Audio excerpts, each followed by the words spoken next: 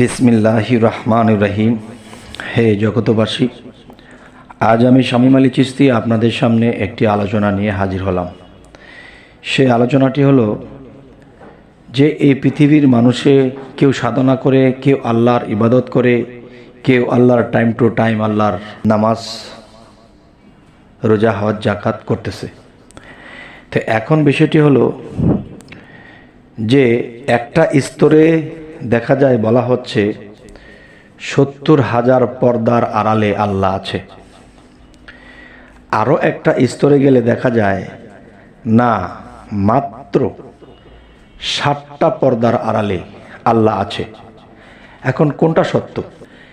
এবার আসি কোনটা সত্য। এখন 60টা পর্দাই কি সত্য, নাকি 70টা পর্দা, নাকি 70,000 পর্দা? 70,000 এবং 7,000 এবং 700 এবং 7টি। তো 70,000 পর্দার আড়ালে যদি আল্লাহ থাকে, আমাদের মতো ক্ষুদ্র মানুষ কি কখনো আল্লাহকে খুঁজে পাবো? আল্লাহ কি এত কঠোর হয়ে গেল যে 70,000 পর্দা কি করে ভেদ করব আমরা?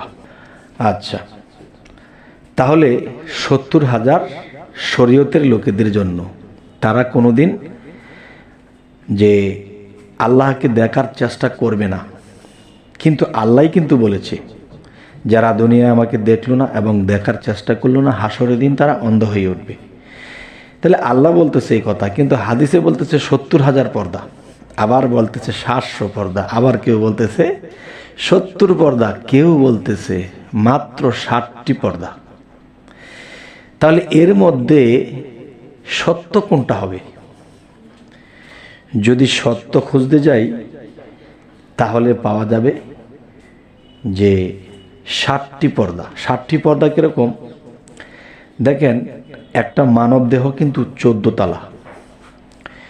একটা মানব দেহ যদি 14 তালা হয়ে থাকে, তাহলে কিন্তু দেখেন নাভির নিচের থেকে একেবারে পায়ের পাতা পর্যন্ত 7টা তালা, এবং নাভির উপর থেকে মাথার চান্দি পর্যন্ত 7টা তালা। তাহলে এই 7 7 14 তালা। এখন দেখা যায় হযরত মুহাম্মদ সাল্লাল্লাহু আলাইহি সাল্লামকে যখন আল্লাহ মেরাজ করার জন্য নিয়ে গিয়েছিল, তখন দেখা যায় যে 7 আসমান ভেদ করে আল্লাহর সাথে সাক্ষাৎ করে এসে, সেই 7 আসমান কি আমার ক্ষুদ্র মানব দেহে, আপনার ক্ষুদ্র মানব দেহেও আছে। তাহলে এই ক্ষুদ্র মানব দেহে যদি 7 তালা 7 তালা 14 তালা থাকে, তাহলে কিন্তু বাহ্যিক জগতেও আছে। তো এখন আমি যেটা বলবো যে বাহ্যিক জগতেও যদি আল্লাহ চায় তাও নিতে পারে, এবং নিজের দেহঘর থেকে যদি আল্লাহ চায় মেরাজ ঘটাতে পারে, আল্লাহ সব পারে। তবে যে যেখানে বিশ্বাস করেন দুটোই সত্য। এখন আমার কথা হলো যে আমার যেটা কথা সেটা হলো যে এই 7টা স্তর তিনি ভেদ করেছেন।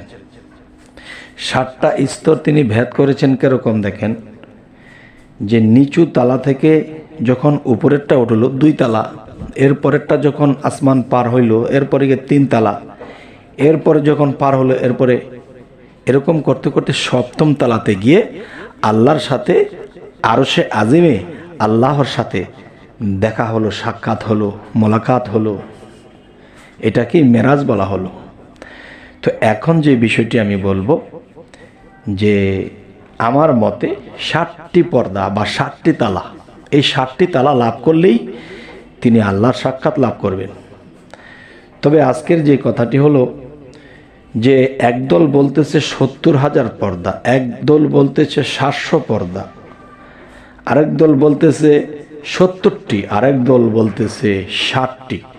তাহলে দেহ কোরআনের মধ্যে যদি যাই, তাহলে আমরা 14 আমরা 7 7 14 তালা পাই। এর মধ্যে নিচের তালা মানে পাতালে তো আর আল্লাহ কখনো মেরাজ করতে নিবেন না, নিবেন 7ম তালাতে। তো 7ম তালাতে যদি নিয়ে থাকেন তাহলে এখন যে বিষয়টি হলো যে সপ্তম তালাতে যদি আল্লাহ নিয়ে থাকে উপরে, তাহলে উপরের 7 তালা, কারণ আমরা জমিনে বসবাস করি, জমিনের নিচে তো আমরা যাব না, গেলে উপরের দিকে যাব।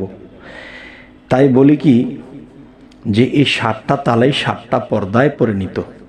কারণ আপনার মতো আমার মতো ব্যক্তি একটা তালা মানে এক আসমান পার হওয়া সম্ভব না যদি আল্লাহ আমাদেরকে না নেয়। তাই সাধনা করতে হয় দেহতত্ত্বে, আত্মতত্ত্বে, তখন দেখা যায় পার হওয়া সম্ভব হয়।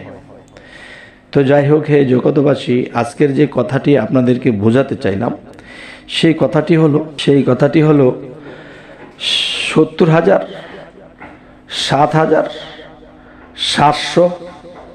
770টি, 60টি।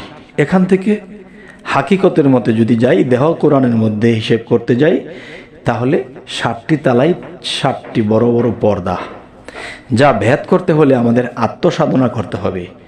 যখন আত্মসাধনা করব তখন একটা কথা বলেছেন আমার জালালউদ্দিন খাঁ, আমার চাচাগুরু, তিনি একটি কথা বলেছে, সিদরাতুল মুনতাহাপুরি যাইতে আসা, জানি না বিধি নিবি কিনা। সিদরাতুল মুনতাহা যেই জায়গাটা, সেই জায়গাটার নাম হলো মগজের ঠিকানা। তাহলে আমাদের বাহ্যিক জগতে যে আসমান বা আকাশ দেখতে পাই, তাহলে আমাদের আকাশ হলো মাথার সাইড, আর মাথার মধ্যেই কিন্তু মগজের ঠিকানা, আর আরশে আজিমটা সেই মগজের ঠিকানা। তাহলে সেখানেই কিন্তু আল্লাহ সে ব্রেইনের মধ্যে বসে আছে, সে জ্ঞানের মধ্যে বসে আছে, পৃথিবীর সমস্ত জ্ঞানকে পরিচালনা করতেছেন তিনি। তবে হে জগতবাসী, আজকে আপনাদের সামনে যে আলোচনাটি নিয়ে এসেছি, তাহলে এই হলো এক ফায়সালা। আরও একটা ফায়সালা আছে কি, যে মানুষ যখন শরীয়তের দৃষ্টিতে যখন সমস্ত কিছু দেখবে, তখন তাদের চোখের মধ্যে 7টা পর্দা আছে। 7টা পর্দা চোখের মধ্যে। একটা পর্দা যেদিন সরবে, সেদিন তারা মুর্শিদের দিকে অগ্রসর হবে। আরও একটা পর্দা যেদিন সরবে, তখন মুর্শিদের কাছে বায়াত গ্রহণ করবে। আরও একটা পর্দা যখন সরবে, তখন মুর্শিদের দেওয়ার সাধনগুলো করে তারা কিছু লাভ করবে, ভিতরে ফানাফিল্লা ঢুকতে শুরু করবে। আরও একটা পর্দা যখন খুলবে, তখন দেখা যায় যে ভিতরে আত্মা যে আছে, পরমাত্মা, এই পরমাত্মার দর্শন কোনো একদিন পাবে। আর যেদিন পরমাত্মার দর্শন পেয়ে যাবে, তখনই কি হলো, আল্লাহর দর্শন হয়ে গেল। তাহলে আজকের কথাটি হলো পর্দার অভাব নেই। তবে আমি প্রথম পর্দা সপ্তম তালা বা 7টা স্তরকে বোঝানো হয়েছে। শরীয়তের দৃষ্টিতে যদি যাই, তখন দেখা যায় এরকম খুলতে হবে যে মুর্শিদকে ধরবো একটা স্তর, মুর্শিদকে ধরতে যাইতেছি একটা স্তর, মুর্শিদের কাছে গিয়ে বায়াত হয়েছি একটা স্তর, এবং মুর্শিদের কাছে কর্ম আমল নিয়ে করতে করতে কিছু একটা দেখেছি, পেয়েছি একটা স্তর। আর একটা স্তর যখন পার হয়, তখন মানুষ নিজের আত্মসাধনা করে সে আত্মাকে লাভ করতে পারে। তবে আজকের এই আলোচনাতে আপনাদেরকে আমি কি খুশি করতে পারলাম, আপনাদের আত্মার খোরাককে আমি দিতে পারলাম?